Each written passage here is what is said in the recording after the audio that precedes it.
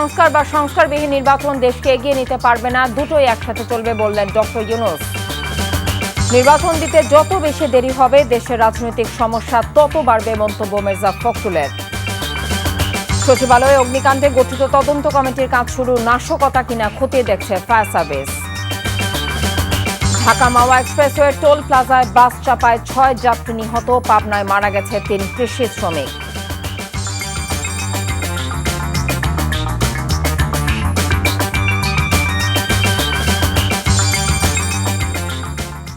আসসালামু আলাইকুম, কথা নাহিয়ান স্বাগত জানাচ্ছেন টিভির রাতের খবরে। ক্রাউন সিমেন্ট শিরোনাম দেখছিলেন, এবার নিয়ে যাব পুরো খবরে।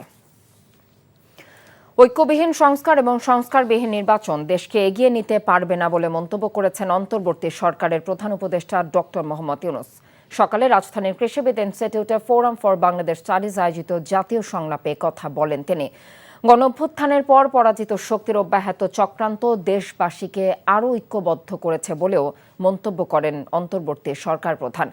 এছাড়া আগামীর বাংলাদেশে সাম্য, মানবিক মর্যাদা, সামাজিক ন্যায় বিচার নিশ্চিত করা হবে বলেও জানিয়েছেন ডক্টর ইউনূস। আরও জানাচ্ছেন মইদুল ইসলাম।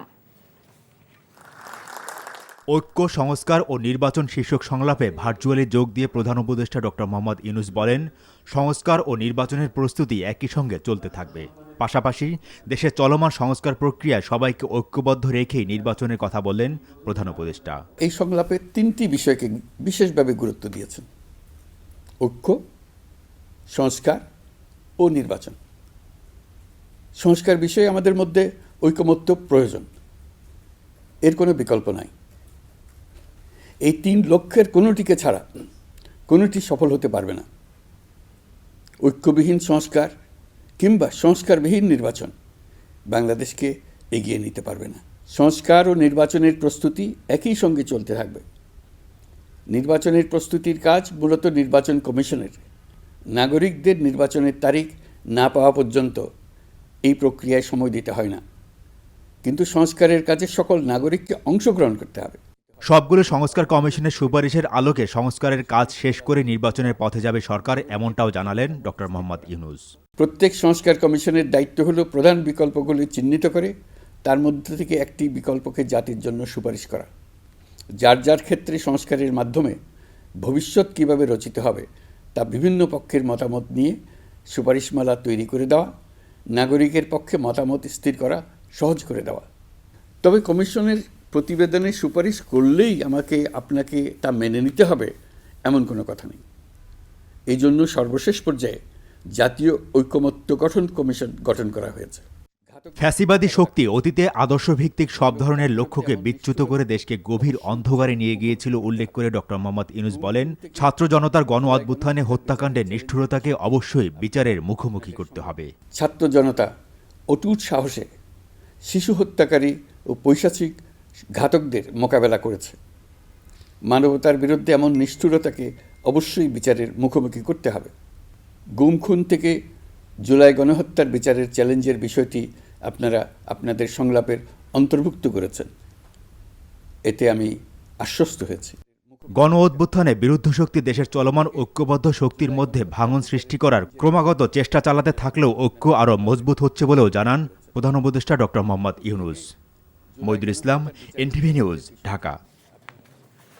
নির্বাচন দিতে যত বেশি দেরি হবে দেশের রাজনৈতিক সমস্যা তত বাড়বে বলে মন্তব্য করেছেন বিএনপি মহাসচিব মির্জা ফখরুল ইসলাম আলমগীর। রাজধানীর কৃষিবিদ ইনস্টিটিউটে এক আলোচনায় এসব কথা বলেন তিনি। তার দল সংস্কার চায় উল্লেখ করে বিএনপি মহাসচিব বলেন, দেশের প্রশাসনিক ও সাংবিধানিক প্রতিষ্ঠানগুলোর কাঠামো গণতন্ত্র উপযোগী করে গড়ে তুলতে হবে। আর সংলাপে বক্তারা রাষ্ট্রকে মানবিক মর্যাদার কেন্দ্রবিন্দুতে পরিণত করতে জবাবদিহিতার উপর জোর দিয়েছেন। আরও জানাচ্ছেন ইফতেখার রেজা। কৃষিবিদ ইনস্টিটিউশনে জুলাই আগস্ট গণ অভ্যুত্থানের নিহতদের পরিবার এবং আহতদের বক্তব্য দিয়ে শুরু হয় ফোরাম ফর বাংলাদেশ স্টাডিজ আয়োজিত ঐক্য, সংস্কার ও নির্বাচন শীর্ষক জাতীয় সংলাপ। জনগণকে বাদ দিয়ে কোনো কিছু সম্ভব নয়। বিএনপি সবসময় গণতন্ত্রের পক্ষে উল্লেখ করে দলটির মহাসচিব মির্জা ফখরুল বলেন, নির্বাচন দিতে দেরি হলে রাজনৈতিক সংকট বাড়বে। সংস্কার পক্ষে আমরা প্রথম থেকে, দুর্ভাগ্য আমাদের এখন কিছু কিছু বক্তব্য আসছে যে বিএনপি সংস্কার চায় না, নির্বাচন চায়। এই কথাটা সঠিক নয়। আমরা বারবার করে বলছি ন্যূনতম যে সংস্কার প্রয়োজন একটা নির্বাচন করার জন্য, গ্রহণযোগ্য নির্বাচন করার জন্য, সেই সংস্কারটুকু করে আমরা নির্বাচনে যেতে চাই। যত বেশি সময় যাবে আমার কাছে মনে হয়, আমাদের কাছে মনে হয় যে সমস্যাগুলো তত বাড়বে। সংলাপে অংশ নিয়ে অন্য বক্তারা বলেন, দ্রব্যমূল্য নিয়ন্ত্রণ, বেকারত্ব নিরসন না করা গেলে টেকসই সংস্কার সম্ভব নয়। এই যে যত আলোচনা শুনলেন, এর ভিতরে কি একবার শুনেছেন আপনারা গার্মেন্টস শ্রমিকের বেতন কত হবে, সে ন্যায্য মজুরি কিভাবে পাবে, এমন ফসল আসছে আমার কৃষক দাম পাবে কিনা? আপনি কি জানেন এই মুহূর্তে মধ্যবিত্ত 80 টাকার শাকের আঁটি কেমন করে খাবে? কই সেই আলোচনা তো আসে না। এই যে যুব সমাজ বসে আছে, একবারও তো আলোচনা হলো না কর্মসংস্থান কেমন করে হবে। ওই সংস্কার কি আমি দেখেছি? ইতিহাসের বিভিন্ন ধরনের ব্যাখ্যা বিবরণ নিয়ে নিজেদের ভিতরে বিভেদ সৃষ্টি না করে ভবিষ্যতের বাংলাদেশকে নিয়ে, আমাদের স্বপ্নের জায়গাটাকে নিয়ে ঐক্য সৃষ্টি করতে হবে। ঐক্যের প্রশ্ন যখন বলা হচ্ছে, তখন ঐক্যটা হচ্ছে একাধারে প্রতিষ্ঠানগুলোর ব্যাপারে, তৈরি করার ব্যাপারে সকলের একমত হওয়া, যার অধিকাংশই প্রকৃতপক্ষে আছে। বাকিটা হচ্ছে যে আদর্শিকভাবে বাংলাদেশে যেন আরেকবার স্বৈরতান্ত্রিক ব্যবস্থা তৈরি হওয়ার পথ পদ্ধতি না থাকে, সেই জায়গায় ঐক্যমত্যটা তৈরি করা। এখনো ঐক্য বিনষ্টের প্রচেষ্টা চলছে। কারা ঐক্য প্রচেষ্টা বিনষ্ট করছে? কি সে বক্তব্য, কি সে ইস্যু যা ফ্যাসিবাদ বিরোধী আন্দোলনের জাতীয় ঐক্যের ইস্পাত কঠিন ঐক্য তৈরি করেছিল, সে ঐক্যের মধ্যে বিভেদ সৃষ্টি করতে পারে এমন কোন বক্তব্য ফ্যাসিবাদ বিরোধী আন্দোলনের অন্তত আমরা জানাছিলাম, তাদের কাছ থেকে আশাটা হচ্ছে আরেকটা জাতীয় ঐক্য বিনষ্টকারী আরেকটি কার্যক্রম। ছাত্র জনতার অভ্যুত্থানের ঐক্যের পথ ধরে আগামীর বাংলাদেশ গড়তে সবাইকে একসাথে কাজ করার আহ্বান বক্তাদের। Iftekhar Reza, NTV news, Dhaka. ভারতে পালিয়ে যাওয়া সাবেক প্রধানমন্ত্রী শেখ হাসিনা এবং তার ছেলে প্রধানমন্ত্রীর সাবেক তথ্য যোগাযোগ উপদেষ্টা সজীব ওয়াজেদ জয়ের বিরুদ্ধে $300 মিলিয়ন পাচারের প্রমাণ জমা দিয়েছে মার্কিন গোয়েন্দা সংস্থা FBI। এক প্রতিবেদনে তথ্য জানিয়েছে গ্লোবাল ডিফেন্স কর্প। অভিযুক্তদের বিরুদ্ধে আর্থিক অনিয়ম ও গুরুতর অর্থ পাচারের প্রমাণ পাওয়া গেছে বলেও প্রতিবেদনে উল্লেখ করা হয়। এতে বলা হয়, সংস্থাটির লন্ডন প্রতিনিধির মাধ্যমে বিষয়টি নিশ্চিত করা হয়েছে। গ্লোবাল ডিফেন্স কর্প জানিয়েছে, আইনজীবী লিন্ডা স্যামুয়েল স্পেশাল এজেন্ট লা প্রিভটের সাথে যোগাযোগ করেন। এ সময় তিনি দেখেন $300 মিলিয়ন বাংলাদেশ থেকে যুক্তরাষ্ট্রের বিভিন্ন ব্যাংক অ্যাকাউন্টে পাঠানো হয়েছে। প্রতিবেদনে আরও উল্লেখ করা হয়, সজীব ওয়াজেদ জয়ের নামে হংকং এবং কেইম্যান দ্বীপপুঞ্জের বিভিন্ন ব্যাংক অ্যাকাউন্ট ব্যবহার করে নিউ ইয়র্ক, ওয়াশিংটন এবং লন্ডনের ব্যাংকে অর্থ স্থানান্তরিত করার তথ্য বিশেষভাবে সামনে এসেছে। 9 সেপ্টেম্বর যুক্তরাষ্ট্রের ফেডারেল ব্যুরো অফ ইনভেস্টিগেশনের প্রতিনিধি দল বাংলাদেশের দুর্নীতি দমন কমিশনের মহাপরিচালক এবং অন্যান্য সংশ্লিষ্ট কর্মকর্তাদের সাথে দেখা করেন এবং বিপুল পরিমাণ নথি হস্তান্তর করেন। নির্বাচনকে সংস্কারের প্রতিপক্ষ বানানো হচ্ছে বলে মন্তব্য করেছেন বিএনপি সিনিয়র যুগ্ম মহাসচিব রুহুল কবির রিজভী। রাজধানীর ডিপ্লোমা ইঞ্জিনিয়ার্স ইনস্টিটিউট মিলনায়তনে এক অনুষ্ঠানে এই মন্তব্য করেন তিনি। এদিকে গুলশানে বিএনপি চেয়ারপারসনের কার্যালয়ে এলডিপির সাথে লিয়াজো কমিটির বৈঠক শেষে বিএনপি স্থায়ী কমিটির সদস্য নজরুল ইসলাম খান বলেছেন, দেশের ক্ষমতা জনগণের হাতে ফিরিয়ে দেয়াই বিএনপির লক্ষ্য। তামজিদ সুমনের রিপোর্ট। চেয়ারপারসনের গুলশান কার্যালয়ে এলডিপির সাথে বিএনপির লিয়াজু কমিটির বৈঠক অনুষ্ঠিত হয়েছে। বৈঠক শেষে সাংবাদিকদের প্রশ্নের জবাবে বিএনপির স্থায়ী কমিটির সদস্য নজরুল ইসলাম খান বলেন, বিএনপির প্রধান লক্ষ্য হল জনগণের ক্ষমতা তাদের হাতে তুলে দেয়া। এ সময় এলডিপির মহাসচিব রেদওয়ান আহমেদ রাষ্ট্র সংস্কারে বিএনপির সাথে কাজ করার কথা জানান। আমাদের দেশের মানুষের আয় বৈষম্য সেটা কমে, সেই জন্য দরকার আমাদের জনগণের প্রতিনিধিত্বশীল একটি নির্বাচিত সরকার। সেটা করার জন্য যা যা করা দরকার সেটা কাজ চলছে। রাষ্ট্র কাঠামো গঠনের জন্য প্রয়োজন, সেই জন্য সামগ্রিকভাবে বিএনপির নেতৃত্বে আমরা তাদের সকল পদক্ষেপকে সমর্থন দিয়ে এই দেশে রাষ্ট্র কাঠামো পুনর্গঠনের জন্য যেই উদ্যোগ বিএনপির পক্ষ থেকে গ্রহণ করা হয়েছে সেগুলো আমরা বাস্তবায়নের জন্য তাদেরকে সর্বাত্মক সহযোগিতা দেব। এদিকে রাজধানীর ডিপ্লোমা ইঞ্জিনিয়ার্স ইনস্টিটিউট মিলনায়তনে এক অনুষ্ঠানে বিএনপির সিনিয়র যুগ্ম মহাসচিব অ্যাডভোকেট রুহুল কবির রিজভী বলেন, নির্বাচন গণতন্ত্রের একটি অংশ। নির্বাচন ও সংস্কার একই সাথে চলবে। যারা সরাসরি ভোটকে ভয় পায় এবং ঘোলা পানিতে মাছ শিকার করতে চায়, তারাই আনুপাতিক ভোটের কথা বলছে বলেও মন্তব্য করেন তিনি। সংস্কার চলবে, নির্বাচনও চলবে। আপনাদের সংস্কারের অভিমতগুলো আপনারা সেটা পেশ করবেন। একটু অবাধ সুষ্ঠু নির্বাচনের মধ্যে দিয়ে জনগণ যাকেই ভোট দিবে তারা সেই সংস্কারের যে প্রস্তাবনাগুলো থাকবে সেটা তারা ইমপ্লিমেন্ট করবেন, বাস্তবায়ন করছেন। সেটা না করে আপনার প্রতিপক্ষ বানাচ্ছেন, আপনার নির্বাচনকে প্রতিপক্ষ বানাচ্ছেন সংস্কারের। মানে ব্যাপারটা হচ্ছে তারা এমন একটা কিছু করছেন যে গণতন্ত্রকে, নির্বাচনকে তাদেরকে এক জায়গায় রেস্ট দিতে হবে বা একটা ঘরে আটকে থাকতে হবে। শেখ হাসিনার পরিবার ও নিকটজনের ফাইল তলব করার পরই সচিবালয়ে অগ্নিকাণ্ডের ঘটনাকে সন্দেহজনক বলেও মনে করেন বিএনপির সিনিয়র যুগ্ম মহাসচিব। Tamjid Suman, NTV news, Dhaka.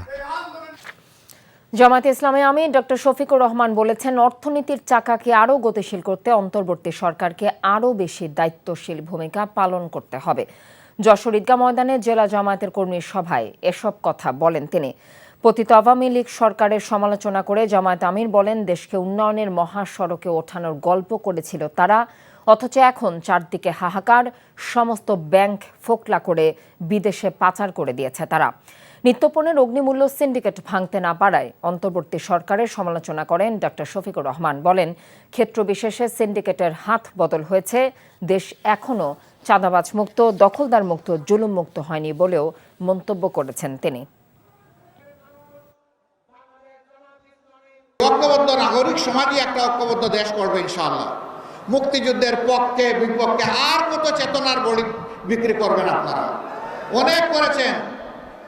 53টা বছর এই জাতির কপাল থেকে আপনারা ছিনিয়ে নিয়েছেন, জাতিকে আপনারা দাসে পরিণত করেছেন। আমরা আর কারো দাস হব না ইনশাআল্লাহ। মুক্তিযুদ্ধের চেতনা আপনাদের কোথায় যায়? যখন ভারতের প্রধানমন্ত্রী বলে বিজয় দিবসটা 16 ডিসেম্বর ভারতের বিজয়, বাংলাদেশের নামে একটা শব্দ পর্যন্ত উচ্চারণ করে না, তখন তো আপনাদের মুখে আমরা কোনো ভুলই দেখি না। জাতীয় নাগরিক কমিটির মুখ্য সংগঠক সার্জিস আলম বলেছেন, বৈষম্য বিরোধী ছাত্র আন্দোলন ও জাতীয় নাগরিক কমিটি কোনো রাজনৈতিক প্ল্যাটফর্ম না, আগামীতেও হবে না। দুপুরে পঞ্চগড় সরকারি অডিটোরিয়াম হল রুমে জাতীয় নাগরিক কমিটির মত বিনিময় সভায় একথা বলেন তিনি বলেন, আগামী 2 মাসের মধ্যে একাধিক রাজনৈতিক দল গড়ে উঠবে, কিন্তু জাতীয় নাগরিক কমিটি রাজনৈতিক দল হবে না। আগামীর বাংলাদেশে যে সরকারই আসুক, জবাবদিহিতায় জাতীয় নাগরিক কমিটি প্রেসার ক্রিয়েট গ্রুপ হিসেবে কাজ করবে আর আগামীর বাংলাদেশের লিডারশিপ তৈরির কাজ করবে। একটা দেশের উন্নতি কখনো কয়েকটা অবকাঠামো দিয়ে হতে পারে না। এইরকম কয়েকটা অবকাঠামো বানানোর জন্য একটা টার্মই যথেষ্ট একটা সরকার। কিন্তু বিগত 3 থেকে 4টি টার্মে যে জিনিসটি হয়েছে, এই অবকাঠামোগুলোকে চোখের সামনে দেওয়া হয়েছে, মানুষ এগুলো দেখে এবং এগুলোকে সামনে নিয়ে ভিতরে ভিতরে যত রকম অপকর্ম করা যায়, দুর্নীতি করা যায়, লুটপাট করা যায়, অর্থ পাচার করা যায়, সেগুলো করা হয়েছে। মুন্সিগঞ্জের ঢাকা মাওয়া এক্সপ্রেসওয়ের ধলেশ্বরী টোল প্লাজায় বাস চাপায় প্রাণ গেল মাইক্রোবাস সহ 3 যানবাহনের 6 যাত্রীর। পুলিশ ও এলাকাবাসী জানায়, সকাল এক্সপ্রেসওয়েতে টোল পরিশোধের জন্য দাঁড়িয়েছিল একটি মোটরসাইকেল, মাইক্রোবাস ও প্রাইভেট কার। এ সময় পেছন থেকে দ্রুতগামী ঢাকা কুয়াকাটা রুটের ব্যাপারী পরিবহনের একটি বাস সজোরে ধাক্কা দেয়। এতে সামনে থাকা যানবাহনগুলো দুমড়ে মুচড়ে যায়। ঘটনাস্থলে এক শিশু সহ নিহত হন 3 জন। ঢাকা নেওয়ার পথে মারা যায় আরও 3 জন। দুর্ঘটনার পর পালিয়ে গেছে বাস চালক। অন্যদিকে পাবনার সাথিয়ায় রাঙামাটি এলাকায় ট্রাক চাপায় 3 কৃষি শ্রমিক নিহত হয়েছেন।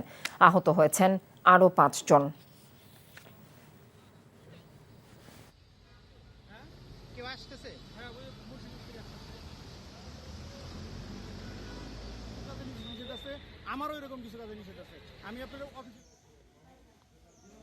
মাওয়ার দিকে যাওয়ার পথে একটি প্রাইভেট কার, একটি মাইক্রো বাস এবং একটি হুন্ডাকে ধাক্কা দেয়। ধাক্কা দিলে ঘটনাস্থলে কয়েকজন আহত হয়। প্রত্যেককে উদ্ধার করে ঢাকা সলিমুল্লাহ মিটফুট মেডিকেলে পাঠানো হয়।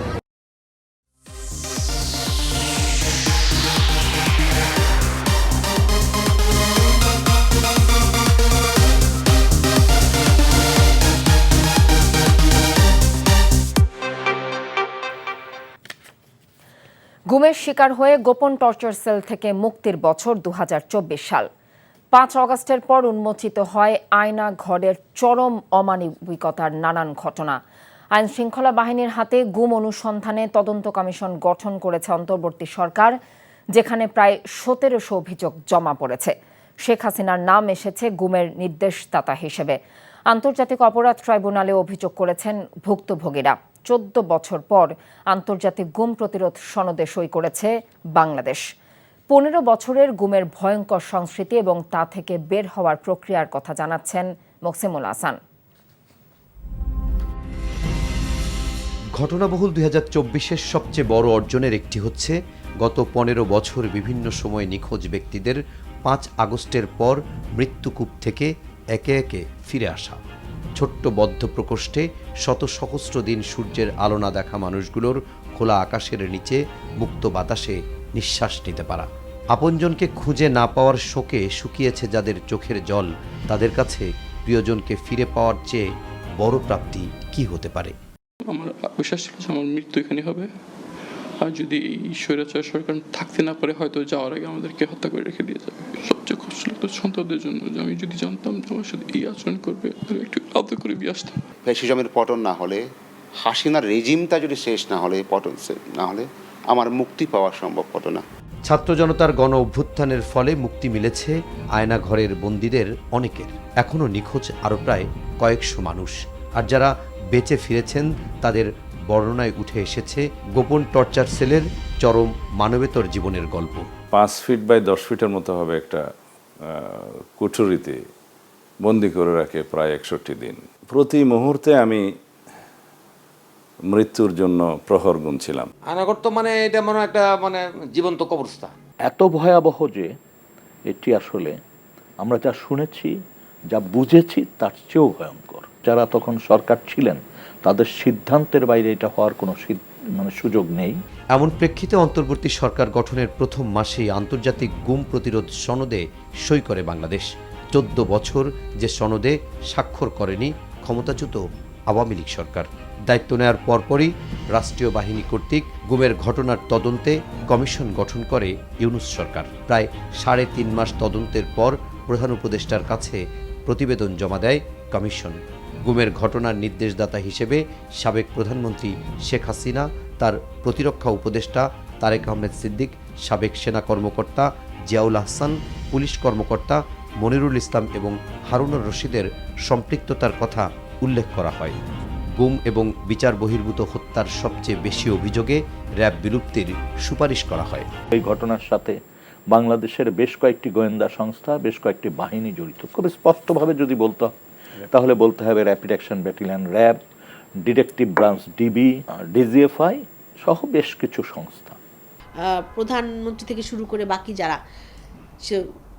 বাকি যে বাহিনীর আছে তারা কিন্তু চুপ, এবং তারা কিন্তু এখনও যে বললাম না যে মাথাটা পালিয়ে গেছে দেশ থেকে, কিন্তু শরীর আর লেজটা তো রয়ে গেছে।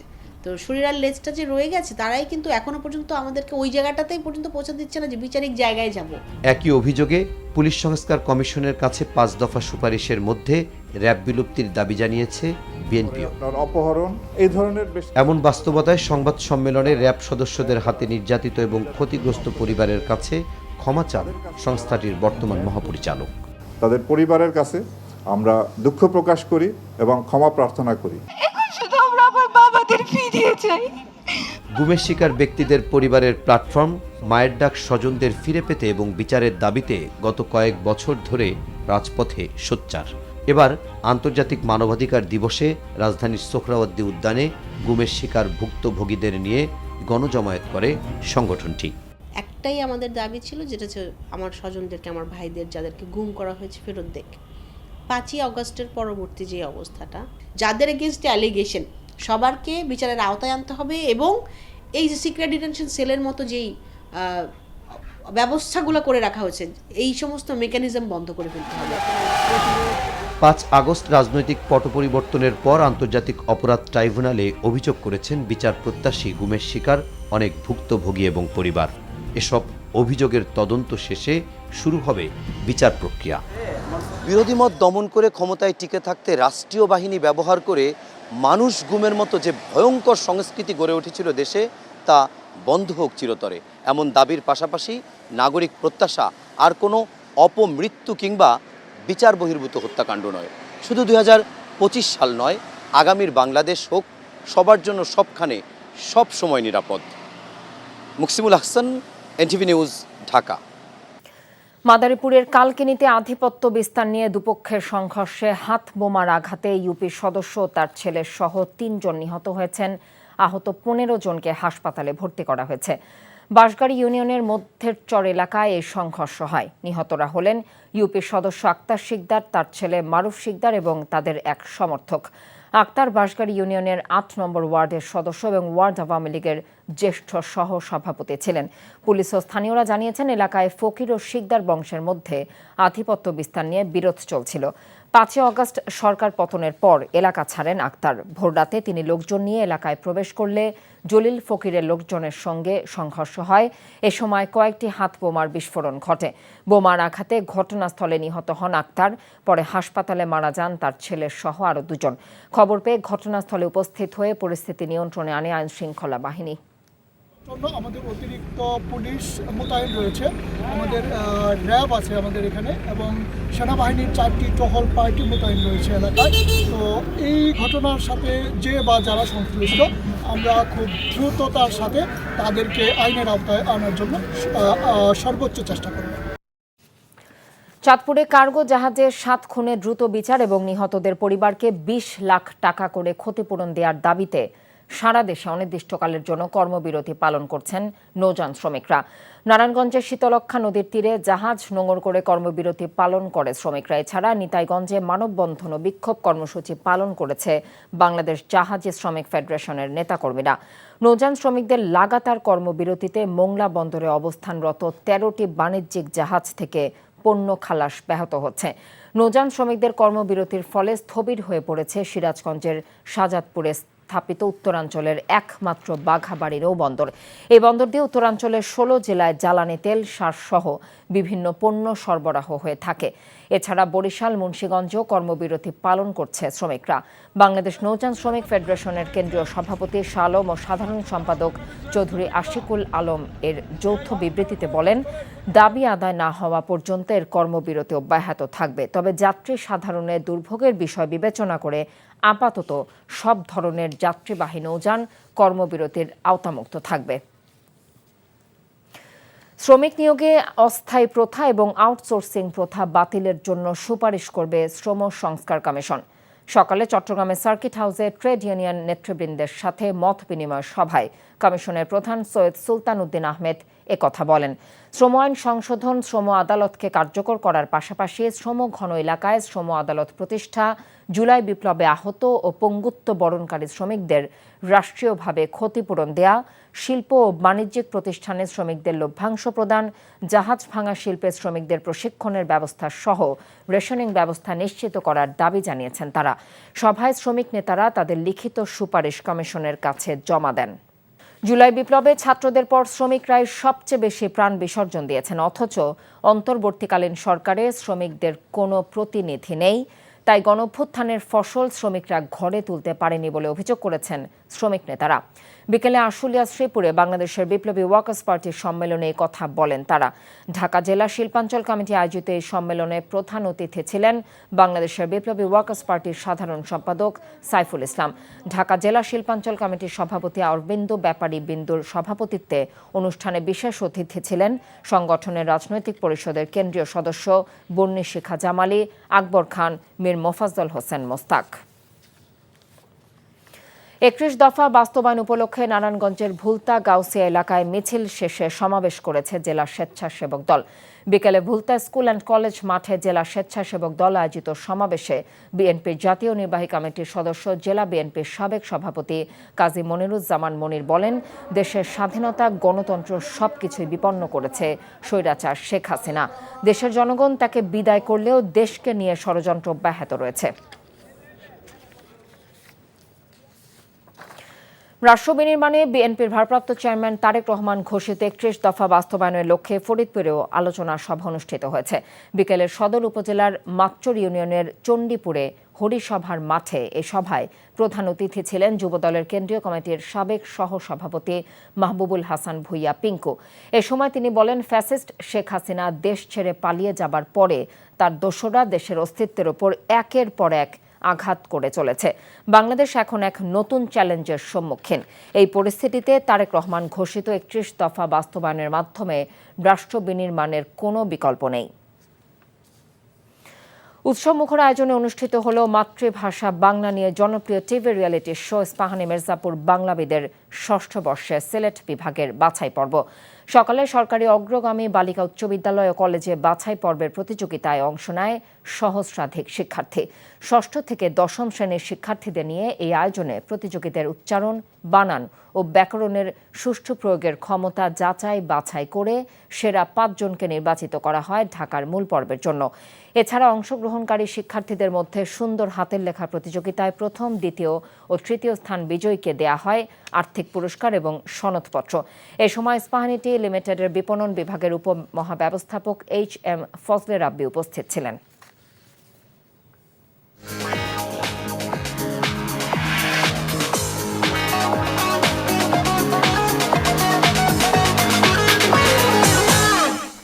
এবারে নগদ নিবেদিত অর্থনীতির খবর। দাম বাড়ানোর পাশাপাশি আমদানি শুল্ক তুলে নেবার পরও স্বস্তি নেই রাজধানীর সয়াবিন তেলের বাজারে স্বাভাবিক হয়নি সরবরাহ। কেজিতে 5 থেকে 6 টাকা বেড়েছে চিকন চালের দামও। যৌক্তিক কারণ ছাড়াই মিলাররা চালের দাম বাড়িয়েছেন বলে অভিযোগ ক্রেতা বিক্রেতাদের। রাজধানীতে সপ্তাহের ব্যবধানে কিছুটা চড়া মুরগির বাজার, তবে কমেছে পেঁয়াজ সহ শীতকালীন সবজির দাম। আরও জানাচ্ছেন জুনায়েদ আল হাবিব। আবারও বেড়েছে চালের দাম। চলতি সপ্তাহে মিনিকেট, নাজিরশাইল সহ সব ধরনের চিকন চালের দাম বেড়েছে কেজি প্রতি 5 থেকে 6 টাকা। এছাড়া কেজি প্রতি 5 টাকা বেড়ে মসুরের ডাল বিক্রি হচ্ছে 135 টাকা। অন্যান্য নিত্য প্রয়োজনীয় দ্রব্যাদি বিক্রি হচ্ছে আগের মতো চড়া মূল্যেই। খুচরা ব্যবসায়ী ও ভোক্তাদের অভিযোগ, পর্যাপ্ত সরবরাহ ও আমদানি থাকা সত্ত্বেও কোনো ধরনের যৌক্তিক কারণ ছাড়াই চালের দাম বাড়িয়েছেন মিল মালিকরা। মিনিকেট যত কোম্পানি আছে সব কোম্পানি চাল বাড়ছে। 80 টাকার নিচে কোনো মিনিকেট নাই। তো মনে হয় যে এটা ইচ্ছা করে বাড়াইতে আছে। মানে সবকিছু এখন ঊর্ধ্বমুখী। এখন চাল বলেন, ডাল বলেন, মাছ মাংস সবকিছুই আর কি। এখন কিছু তো করার নেই, খাওয়া তো লাগবেই। এদিকে সরকারের শুল্ক প্রত্যাহারের ঘোষণার পাশাপাশি 1 দফা দাম বৃদ্ধির পরও বাজারে সরবরাহ স্বাভাবিক হয়নি সয়াবিন তেল। কোম্পানিগুলো আবারও দাম বাড়ানোর পায়তারা করছে বলে অভিযোগ ব্যবসায়ী ও সাধারণ মানুষের। আমাদের যেই পরিমাণ চাহিদা ওই পরিমাণ সয়াবিন তেল আমরাও পাচ্ছি না, আমরা ক্রেতাকে দিতেও পারতেছি না। কেন দিচ্ছে না? ওরা আমাদের কাছে সওয়ালও দিচ্ছে না, বসুন্ধরাও মার্কেটে ঢুকতেছে না, ওদের কাছে তেল নাই, শুধু এইটুকু বলে। বাড়ানোর পায় তারা আবারও চলতেছে। তেলের বাজারের অবস্থা ভালো না, বিশেষ করে সয়াবিন তেল তো পাওয়া যাচ্ছে না বাজারে। দ্রব্যমূল্য পরিস্থিতি যেরকম সাধারণ মানুষের নাগালের বাইরে চলে গিয়েছে। তবে স্থিতিশীল রয়েছে শীতকালীন সবজির বাজার। কমেছে পেঁয়াজ, আলু সহ বেশ কিছু সবজির দাম। চাহিদা বৃদ্ধি পাওয়ায় ঊর্ধ্বমুখী মুরগির দাম, আর পর্যাপ্ত সরবরাহ থাকায় ইলিশ ছাড়া কিছুটা কমতির দিকে সব ধরনের মাছের দাম। জুনায়েদ আল হাবিব, এনটিভি নিউজ, ঢাকা।